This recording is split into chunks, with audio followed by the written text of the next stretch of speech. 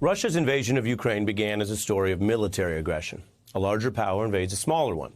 But it's quickly turned to these allegations of atrocities and war crimes as Vladimir Putin's soldiers have launched these gruesome attacks on civilians, on children, tying up bodies found in mass graves. Reports of blatant, menacing attacks that target the innocent, including of soldiers raping women in Ukraine. Some world leaders are reassessing their views of Putin, who's largely operated as a controversial but largely accepted member of the international community. He generally gets the top meetings he needs with world leaders. He weighs in on global policy through the powerful UN Security Council. Putin has even seen his popularity rise on the American right, praised by Donald Trump and other Republicans. So as Putin is now dubbed a war criminal and seen as the ruthless dictator that he is, it's important to note very little is new about his current actions, which brings us to our special report for you right now on how Putin built power, initially as a bureaucrat installed to then win an election, and then as a dictator who crushed any and all opposition to prevent free or fair elections during his ongoing reign. Indeed, it was 20 years ago when Kremlin insiders installed Putin as a replacement to Yeltsin, and then Putin was deemed the winner of an election after running as that installed quasi-incumbent. In Moscow, preliminary results of the presidential elections have been announced. According to the data from the Central Election Commission, Vladimir Putin has been elected president of Russia. Elected president of Russia. And that history matters because it's truly more than history right now. It is a power structure he built which enables him to lead these atrocities in plain sight, to lead a war that is increasingly controversial inside Russia, which matters if there's going to be opposition that might change the course of this war or save lives. Now, Putin's crackdown on most opposition inside Russia is, to be clear, bad for the Russian people. They are effectively oppressed. It's also very bad for the Ukrainian people because it complicates any potential payoff for even an effective Ukrainian resistance to these Russian incursions right now, because if there aren't many levers that impact Putin at home, then it's harder to make even an effective resistance stop the next attacks. Now, since the war began, Putin's forces have actually gone further than before. They've been detaining over 15,000 anti-war protesters. Putin pushed new, harsher laws that shuttered the few independent press outlets that even remained in Russia. And by pledging to jail reporters, domestic or foreign, who report on the facts that the Kremlin deems wrong, well, he has further suppressed even international reporters who might otherwise be in Russia. Russian citizens can face jail for using words like attack, invasion, or war to describe this war in Ukraine. And that is a sign that Putin knows a long war will not be a popular idea at home for him. Kremlin state media, they refer to it as a special operation, something that sounds contained or perhaps powerful. When Russians see even more rules banning opposition or protest, or even specific words they might use, let's be clear, better than anyone else abroad, Russians know how serious the consequences are, because when Putin's regime kills opponents, they often do it quite blatantly and publicly and brutally to send a message that even a few words by a person, I mean words out of their mouth or in writing, uttered in or even outside of Russia, can be punished by execution, be it shooting or poisoning. Putin's hit list is long. Journalists and activists and critics of Vladimir Putin who have mysteriously been shot to death or, in surprisingly large numbers, poisoned to death. A Russian who was a critic of Vladimir Putin found dead in his home in London. The Russian spy Alexander Litvinenko, who drank tea in London laced with polonium. Alexei Navalny is the latest enemy of Vladimir Putin to fall victim to possible poisoning. Gunned down on a street in the Ukrainian capital, Kiev. The murder of a man deeply critical of the Russian government. Putin's attacks and alleged killings of dissidents can be traced back to as early as 2002, when an opposition member of parliament was shot under very mysterious circumstances. 8 months later, another opposition lawmaker who had spoken out about the murder of that colleague as, quote, politically motivated, was then shot dead on the streets of Moscow. Same year, another former lawmaker who was an investigative journalist for a reform-minded newspaper died mysteriously while investigating whether an apartment bombing was linked to Putin's government. Russia classified his medical records, adding intrigue about whether the Kremlin killed him. Russian reporter Anna Politkovskaya documented government abuse and police state tactics in her book, Putin's Russia. She was shot in 2006 at point-blank range in an elevator. It was the second attempt on her life. She survived an earlier attempted poisoning. She wasn't known for any other lethal enemies who would go this far. Under public pressure, Putin went out of his way to deny involvement. Anna Politkovskaya, a Russian journalist who exposed killings, torture, and other abuses against civilians in Chechnya, was gunned down in an apparent contract killing. She was a correspondent for Novaya Gazeta newspaper and was an outspoken critic of the Kremlin. She'd made many enemies, most of all those in the Russian army and paramilitaries. That was in the 2000s, and it was not considered big news everywhere. We pulled some of those clips from places that were, to their credit, paying attention. It's some of the evidence that critics cite for how Putin controls information about him. There's also a series of suspicious deaths and killings of people in the government arena, from candidates who might oppose his power if a fair election were held, to veterans of the Kremlin who turn against Putin or call out what Russia has become. Take Alexander Litvinenko, a former KGB agent like Putin who had unusual access to the government's inner workings. He accused Russia's security services of organizing the coup that effectively gave Putin his power. And while he had to flee to the West, it did not save him. He died in London after drinking that cup of tea mentioned earlier, which was laced with radioactive poison. Mr. Litvinenko was poisoned by the radioactive substance polonium-210. His murder was an operation of the Russian security service. And the inquiry goes on to say the killing was probably approved by President Putin. The suspicious killing, also an example of how many Western countries often have to just sidestep Putin's crackdowns, even when they occur inside these other nations. This poisoning was on British soil. It was found to be carried out by 2 Russian agents on orders probably approved by Putin, according to a probe that used strong circumstantial evidence. The men were charged, but Putin simply defied requests for extradition and then celebrated those who were accused of doing this brutal killing. Putin gave one a medal for, quote, services to the motherland. Now, before Putin invaded Ukraine, it was also the site of executions carried out in Russia's interests. A former Russian parliament member who'd criticized Putin was shot in the back in broad daylight in Ukraine's capital. This was in 2017. Now, Russians know the risk of speaking out against Putin, so it's all the more striking that many continue to do so. Even powerful, connected government veterans, though, can meet the same fate. Take a former deputy prime minister who was very well known in Russia, almost you could think of it like a role of, say, a former vice president in the U.S. It's a powerful person. Everybody knows who they are. And yet this one, Boris Nemtsov, had initially backed Putin and then staked out an opposition leadership role that might have really challenged Putin. Again, he had a following. He had credibility. It was someone Russians knew who had been open to Putin and then was hitting him for what he'd done to Russia. Here he was in 2011. People are tired of Putin. When he announced he would run for president in September, in order to rule for another 12 years, people realized that he wants to remain in power for life. Putin rigged the election. According to estimates, he manipulated 13 million ballots for his party of crooks and thieves. They are against the reign of cynicism and lies, against a lifetime of Putin in charge. Straightforward set of accusations backed by evidence. And Nemtsov proved he had people behind him because there were big street rallies. He was tapping into an opposition that's relevant today because he also protested against Putin's increasing incursions into Ukraine, arguing that wasn't helping the Russian people. He was out in public, blocks away from the Kremlin, when a seemingly skilled unknown assailant came up from behind him and shot him 4 times in the back. Putin denying wrongdoing in that case as well, but journalists found Kremlin security had already been tailing Nemtsov for 10 months. Now, he may have hoped that his prominence enabled a kind of a platform to get heard and perhaps stay alive, in contrast to far less connected Russians. But he also knew the risks. He outlined them to American journalist Anthony Bourdain. What you're about to hear was just 1 year before that execution in the streets of Moscow.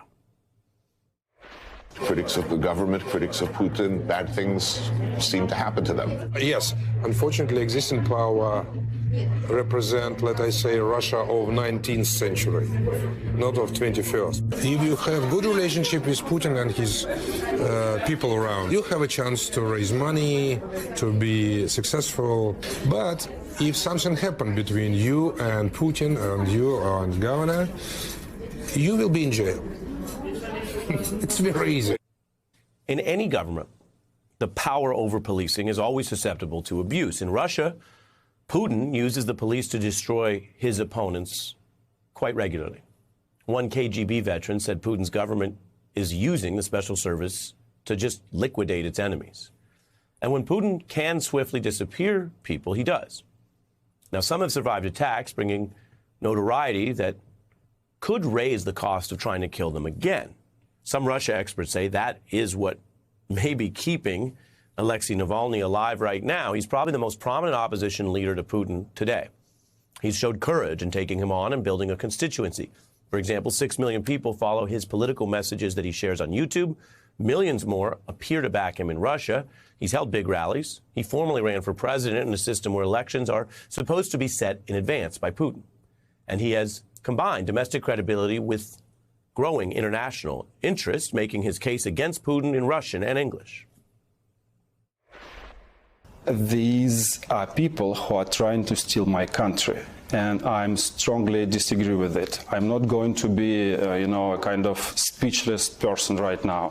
I'm not going to keep silent.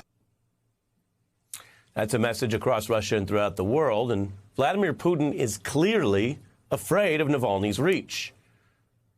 He wouldn't even say the man's name, which seems like a weak and fearful tack to avoid promoting him, but Navalny's would-be killers put his name back in the news when they attacked and poisoned him. He was medically evacuated out of Russia in that instance, hospitalized in serious condition for a month. A probe, again finding evidence that Putin's agents were likely responsible. Navalny was clear on what he knew and what he thought about who was behind that failed assassination. Navalny told the German newspaper Der Spiegel that Russian President Vladimir Putin is responsible for the attack that left him in an induced coma fighting for his life. It's the most toxic agents invented by the humans. Now, Navalny could have tried to stay abroad after recuperating from that attack, but he didn't. Knowing what he knew, and a lot more than what we know here, but just think about what we've just seen, he still returned to Russia to challenge Putin, where he was jailed. The Kremlin claims he's corrupt and a, quote, terrorist. He's been held in prison since then, and recently the government added 9 more years to his prison sentence. The outcome shows how Putin mixes murder with a kind of improvisation.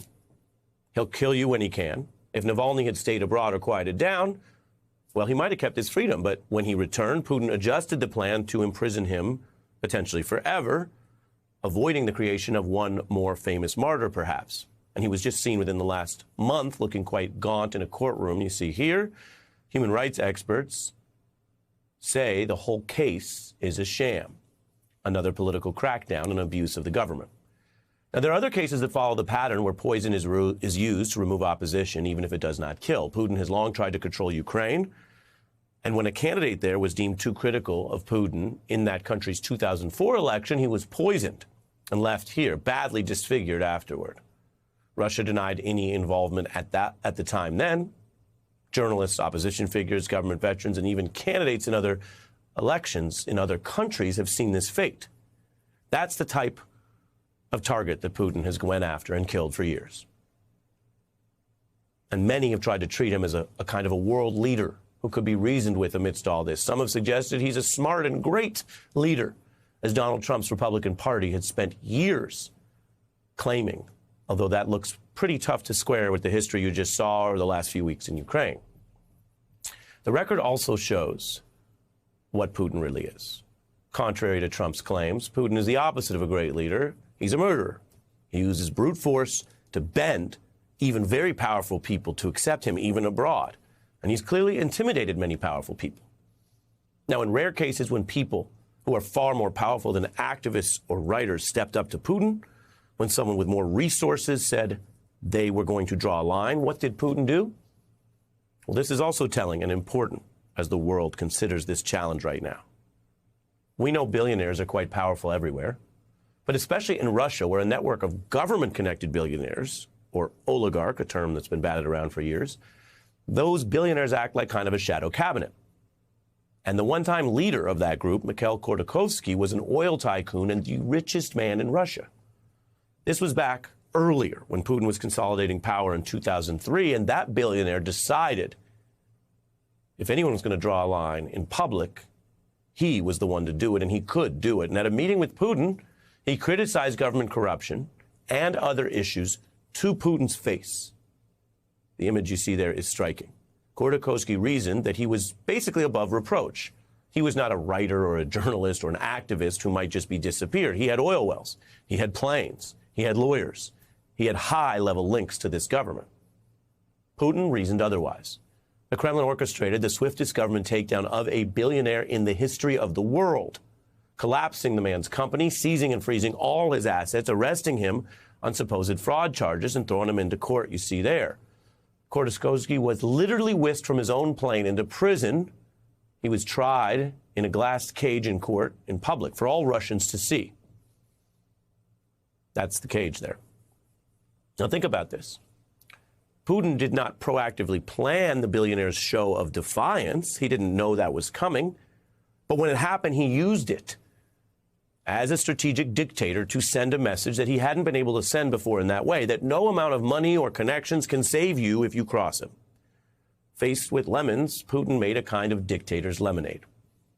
And then regular Russians could see then, and this was in the earlier phase, before some of the poisonings I just showed you, they could see if this is what happens to the Elon Musk of Russia, the Jeff Bezos of Moscow, imagine what would happen to you if you went anywhere near any of this kind of talk. Khodorkovsky served 10 years in prison. He was ultimately able to be exiled after a lot of international pressure. And we've covered this story before. In fact, years ago, he joined me for a rare TV interview on the beat discussing the risks he faced in jail after that Putin sentencing, as well as Putin's view of life. Могли ли меня убить? Could I have been murdered? Certainly. I was knifed in the face while sleeping.